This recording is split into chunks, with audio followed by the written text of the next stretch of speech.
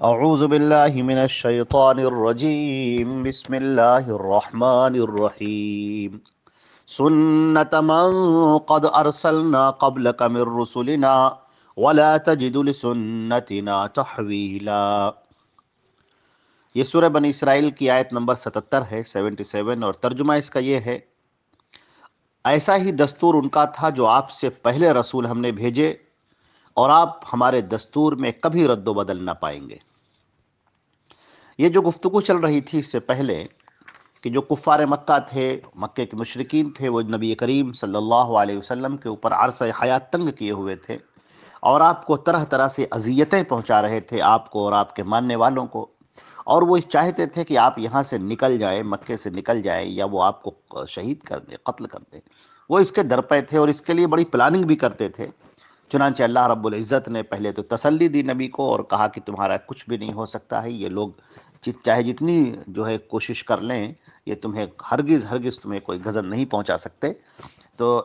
اور اس کے بعد یہ کہا کہ جو یہ تم کو یہاں سے نکالنے کی کوشش کر رہے ہیں، تو یاد رکھیے کہ یہ آپ کے قدم جو اس مکے سے اکھاڑنے میں لگے ہیں، تو پھر آپ کے یہاں سے جانے کے بعد یہ بھی بہت کم دن یہاں پر رک پائیں گے، ٹھہر پائیں گے۔ اور پھر ایسا ہی ہوا۔ یہ بات گزشتہ آیات میں بیان کی گئی تھی، اس سے پہلے کی جو کل کی آیت تھی اس کے اندر یہ تفصیل سے اس کو بیان کیا گیا تھا۔ اب یہاں پر اللہ رب العزت نے بیان کیا ہے کہ یہ سنت من قد ارسلنا قبلک من رسولنا، کہ آپ سے پہلے ہم نے جو رسول بھیجے ان کے ساتھ بھی یہی طریقہ تھا، یعنی کہ یہ ہمارا ایک دستور ہے، ہمارا یہ قانون ہے، یہ دستور پرانا چلا آ رہا ہے کہ جو آپ سے پہلے رسولوں کے لیے بھی برتا جاتا رہا ہے کہ جب ان کی قوموں نے انہیں اپنے وطن سے نکال دیا یا انہیں نکلنے پر مجبور کر دیا، تو پھر وہ قومیں بھی اللہ کے عذاب سے محفوظ نہیں رہیں۔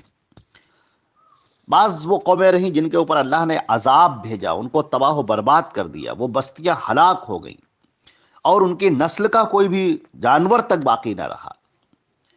اور اللہ نے فرمایا کہ تم ہمارے جو طور طریقہ ہے، ہمارے جو قانون ہیں،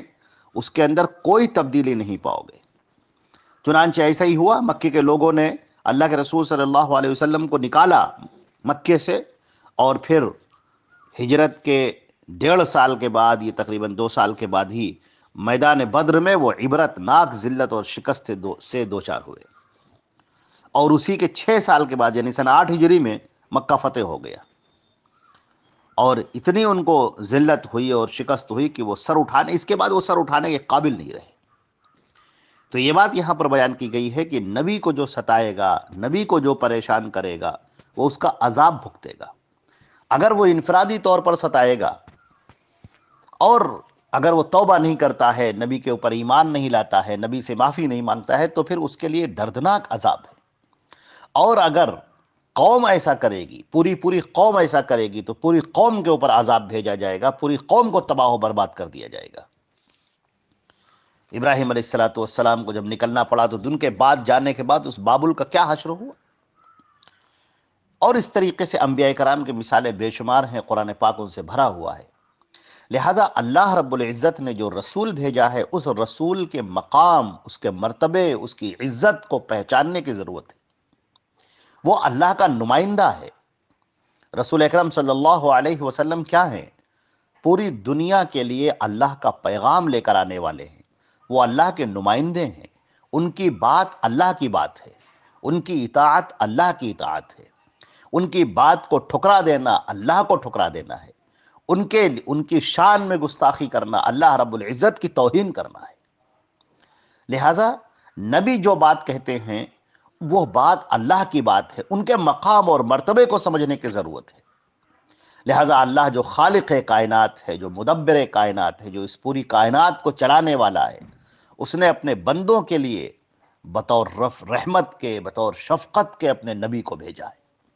تاکہ وہ لوگوں کو بتائیں کہ اللہ کی مرضی یہ ہے، اس دنیا میں ایسے رہا جائے، یہ اللہ کے قوانین ہیں، یہ اللہ کے احکامات ہیں، ان احکامات پر عمل کرو، زمین پر فساد برپا مت کرو، قتل و غارت گری اور خون ریزی مت کرو۔ اللہ رب العزت کے یہ جو احکام ہیں یہ تم کو دیے جا رہے ہیں، جو آدمی ان پر عمل کرے گا وہ جنت کا راستہ اختیار کرے گا، اور جو نبی کی باتوں کو ٹھکرائے گا تو وہ اپنے لیے جہنم کی راہ ہموار کر رہا ہے، جہنم کا راستہ اپنا رہا ہے۔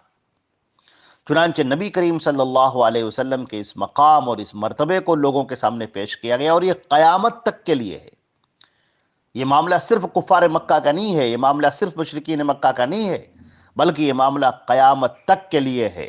کہ اللہ کے پیارے رسول حضرت محمد مصطفیٰ صلی اللہ علیہ وسلم جو خاتم النبیین ہیں، سید الاولین والآخرین ہیں، آپ کی ذات پر شریعت کو مکمل کر دیا گیا۔ الیوم اکملت لکم دینکم واتممت علیکم نعمتی ورضیت لکم الاسلام دینا، آج کے دن میں نے تمہارا دین مکمل کر دیا، اپنی نعمت تم پر تمام کر دی، اور میں دین اسلام سے راضی ہو گیا، الاسلام سے۔ وہ اسلام تو حضرت آدم علیہ السلام سے لے کر اور آخر تک ہے، لیکن یہاں پر جو الاسلام ہے وہ حضرت محمد مصطفیٰ صلی اللہ علیہ وسلم کی لائی ہوئی شریعت ہے، محمد مصطفیٰ صلی اللہ علیہ وسلم کا پیش کیا ہوا دین ہے، وہ دین ہے جو اللہ کا پسندیدہ ہے۔ اور فرمایا کہ جو بھی اللہ کے اس دین کو چھوڑ کر وَمَن يَبْتَغِ غَيْرَ الْإِسْلَامِ دِينًا فَلَن يُقْبَلَ مِنْهُ وَهُوَ فِي الْآخِرَةِ مِنَ الْخَاسِرِينَ، اور جو اسلام کو چھوڑ کر، یہ جو اسلام ہے جو محمد صلی اللہ علیہ وسلم کا لایا ہوا دین ہے، جو شریعت محمدیہ ہے، اب اگر کوئی اس اسلام کو چھوڑ کر کوئی اور طریقہ اختیار کرے، کوئی اور دین اختیار کرے، کوئی اور زندگی گزارنے کا اپنا طریقہ اختیار کرے، تو پھر وہ فَلَن يُقْبَلَ مِنْهُ، تو وہ قبول نہیں کیا جائے گا، ہرگز ہرگز قبول نہ کیا جائے گا، اور ایسا شخص قیامت کے دن انتہائی خسارے میں ہوگا۔ وہ تو بیچارہ یہ سمجھ رہا تھا کہ ہم نے تو دنیا میں بڑے اچھے کام کیے، ہم تو بہت صحیح طریقے پر جا رہے تھے، لیکن یاد رکھو کہ نبی کریم حضرت محمد مصطفیٰ صلی اللہ علیہ وسلم سے جو طریقہ ہٹا ہوا ہوگا، ان کے خلاف جو طریقہ ہوگا، وہ ہرگز اللہ کا پسندیدہ طریقہ نہیں ہے۔ نبی کریم صلی اللہ علیہ وسلم کا بتایا ہوا اور ان کا عمل کیا ہوا اور ان کا لایا ہوا دین جو ہے، ان کا جو بتایا ہوا طریقہ ہے، وہی طریقہ اللہ کا پسندیدہ طریقہ ہے۔ اللہ نے ان کو اسی لیے بھیجا کہ وہ بتائیں، نبی تم کو آگاہ کریں کہ اللہ کی مرضیات کیا ہے، اللہ کن باتوں سے خوش ہوتا ہے، کن باتوں سے ناراض ہوتا ہے۔ اب اگر کوئی اپنا طریقہ اختیار کرے، اپنا بنایا ہوا دین اختیار کرے، لوگوں کا بنایا ہوا دین اختیار کرے، لوگوں کی رسوم اور رواج کے اندر پڑ جائے، لوگوں نے جو سسٹم بنا رکھا ہے، جو رواج بنا رکھا ہے، جو اپنی طرف سے گڑھ کے بنا رکھا ہے، اس کو اختیار کرے، اور اللہ کے نبی کا، اللہ کے رسول صلی اللہ علیہ وسلم کا دین جو لایا ہوا ہے اس کو چھوڑ دے، تو وہ خسارے میں ہوگا اور نقصان میں ہوگا۔ لہذا اس آیت کے اندر یہ بات کہی گئی ہے، وَلَا تَجِدُ لِسُنَّتِنَا تَحْوِيلًا، تم ہمارے اس دستور میں، ہمارے اس طریقے میں تم کوئی تبدیلی نہیں پاؤ گے، کبھی رد و بدل نہیں پاؤ گے۔ اللہ کا جو فرمان ہے، اللہ کا جو قانون ہے، وہ یکساں ہے، وہ سب کے لیے یکساں ہے اور سب کے لیے برابر ہے۔ اللہ رب العزت نے یہ بات یہاں پر ارشاد فرمائی، اور تاریخ کا یہ وہ مقام ہے جہاں سے انسانوں کو سبق لینے کی ضرورت ہے، جہاں پر لوگوں کو اس بات کی سمجھنے کی ضرورت ہے کہ محمد مصطفیٰ صلی اللہ علیہ وسلم سے روگردانی کا نتیجہ کیا ہوتا ہے۔